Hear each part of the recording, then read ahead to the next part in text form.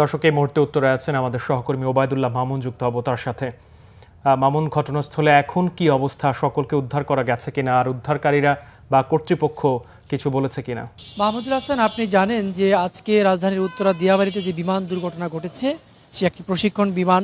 সেই বিমান দুর্ঘটনার এই মুহূর্তে যদি পরিস্থিতি বলি, উত্তরার একটি শোকের নগরীতে পরিণত হয়েছে উত্তরার দিয়াবাড়ি। আমরা যখন এই সরাসরি সম্প্রচারে যুক্ত হলাম, ঠিক কিছুক্ষণ আগেই, অর্থাৎ মিনিট দুয়েক আগে কিন্তু এই জায়গা দিয়ে লাশ কাঁধে নিয়ে যাচ্ছে। অর্থাৎ গতকাল যেই কচিকাঁচা বাচ্চাগুলো স্কুলের যে শিক্ষার্থীরা পড়ার টেবিলে ছিল, সেই বাচ্চাদেরকেই কিছুক্ষণ আগেই লাশ হিসেবে জানাজা পড়ানোর জন্য নিয়ে যাওয়া হয়েছে এই উত্তরার দিয়াবাড়ির যে গোলচক্কর রয়েছে এখানে, এবং আশেপাশের যে মসজিদগুলো রয়েছে, এই মুহূর্তে বিভিন্ন মসজিদে জানাজা হচ্ছে এমনটি কিন্তু আমরা জানতে পেরেছি। এবং একটি লাশও কিন্তু কিছুক্ষণ আগে আমাদের সামনে দিয়ে জানাজার জন্য নিয়ে যাওয়া হয়েছে।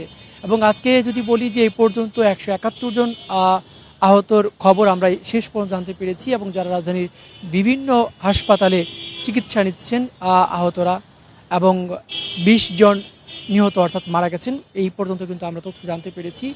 এবং সারাদিনে যদি শেষ চিত্রটুকু যদি বলি, যে পুরোটা এলাকাই কিন্তু ছিল একদম শোকের নগরী। ঢাকা শহরের বিভিন্ন জায়গা থেকে কিন্তু এখানে এসে জড়ো হয়েছিলেন মানুষ, এবং আইনশৃঙ্খলা বাহিনী, ফায়ার সার্ভিস, সেনাবাহিনী, পুলিশ সহ আইনশৃঙ্খলা বাহিনী সমস্ত বাহিনী কিন্তু এখানে আসলে সংযুক্ত ছিলেন আজকের এই উদ্ধার তৎপরতা, যেটি রাত 8:30টার দিকে উদ্ধার তৎপরতা শেষ হয়েছে।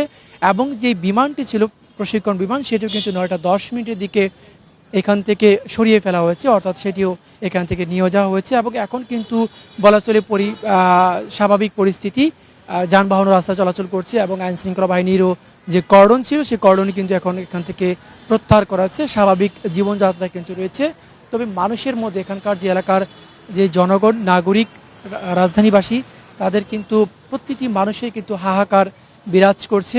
যদিও পেছনে এখন ভিড় নেই, মানুষগুলি অনেকটাই চলে গেছেন, কিন্তু এখন শুরু হচ্ছে জানাজা। অর্থাৎ এলাকার যে মসজিদগুলো রয়েছে সেই মসজিদগুলিতে ঘোষণা দেওয়া হচ্ছে জানাজার কথা, যে কিছুক্ষণ পরে জানাজা হবে। এই ঘোষণাটি কিন্তু এখন বারবার আসছে, যে বাচ্চাগুলো যে আপনাকে ধন্যবাদ।